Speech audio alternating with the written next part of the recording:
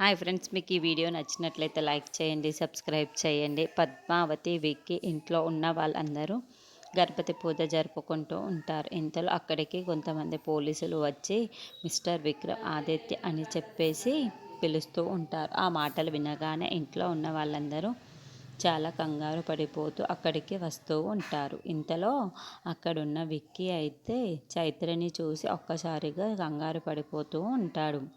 ఇంతలో అక్కడున్న police officer అయితే, మిస్టర్ విక్రమాదిత్య, మీ వల్ల ఈ అమ్మాయి మోసపోయిందంట. అందుకే ఈ అమ్మాయి ఆత్మహత్య చేసుకోవాలనుకుంది. కానీ మేము అక్కడికి వెళ్ళి ఈ అమ్మాయిని రక్షించాం అని చెప్పేసి అంటూ ఉంటారు. ఆ మాటలు వినగానే అక్కడున్న ఇంట్లో ఉన్న వాళ్ళందరూ అయితే ఒక్కసారిగా షాక్ అయిపోతూ ఉంటారు. ఇంతలో అక్కడున్న పోలీస్ ఆఫీసర్ అయితే, ఈ అమ్మాయి మీ వల్ల ప్రెగ్నెంట్ అయ్యింది. ఇప్పుడు ఈ అమ్మాయికి న్యాయం చేయండి, లేదంటే మేము మళ్ళీ మీకు ఎలాగైనా సరే జైల్లో వేయవలసి ఉంటుంది అని చెప్పి, మా తమ్ముడు అటువంటి వాడు కాడు, మా తమ్ముడు అటువంటి పనులు చేయడు అని చెప్తూ ఉంటుంది.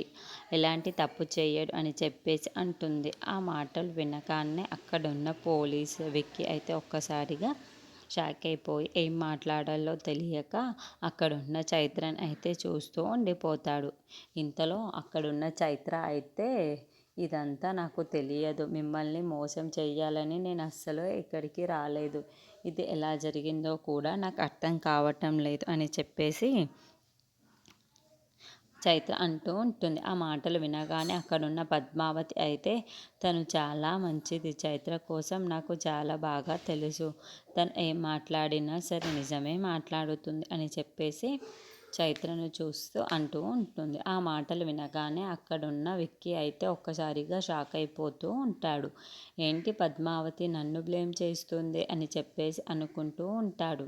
ఇంతలో అక్కడున్న పద్మావతి మాత్రం, అవును, చైత్ర చాలా మంచిది, తను ఇంకెలాంటి నేరం తెలియదు, ఇది అంతా ఇతనే చేసి ఉండాలి అని చెప్పేసి విక్కీని చూస్తూ అంటూ ఉంటుంది.